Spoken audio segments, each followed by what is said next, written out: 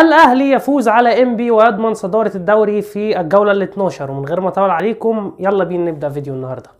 في الجولة ال 12 من الدوري المصري الاهلي النهارده بيفوز على نادي انبي في مباراة صعبة جدا ما بين الفرقتين، وطلع مارسيل كولر بعد المباراة واتكلم عن انبي ادى مباراة قوية جدا ضد النادي الاهلي، وكانوا مؤديين اداء دفاعي قوي جدا ضد النادي الاهلي، ولكن النادي الاهلي بيسجل هدفين. الهدف الاول بيسجله محمد مجدي قفشه تمريره كده وعدى من اكتر من لاعب وراوغ الدفاع وسجل هدف اكتر من رائع، راح احتفل مع الجمهور. والهدف الثاني سجله اليو ديانج في الدقيقه 77، راكب نفاسه معلم وطاير كده وسجل الهدف الثاني، عدى برده من واحد والثاني وسجل الهدف الثاني. وبيسجل اليو ديانج الهدف الثاني ويضمن الصداره للنادي الاهلي برصيد 30 نقطه، وبعدها الزمالك ب 24 نقطه.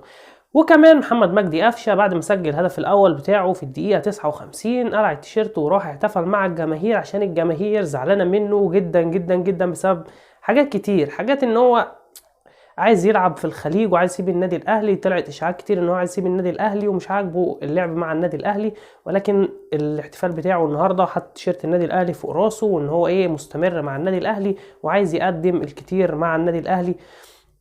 وكمان تضييع ضربة الجزاء بتاعة مباراة فيوتشر وناس كتير زعلت منه والجماهير زعلت منه بسبب الموضوع دوت. النهارده بيعتذر للجماهير بصورة كويسة جدا ان هو سجل هدف، اي نعم خد كارت اصفر بس مش مشكلة، اهم حاجة النادي الاهلي بالنسبة له.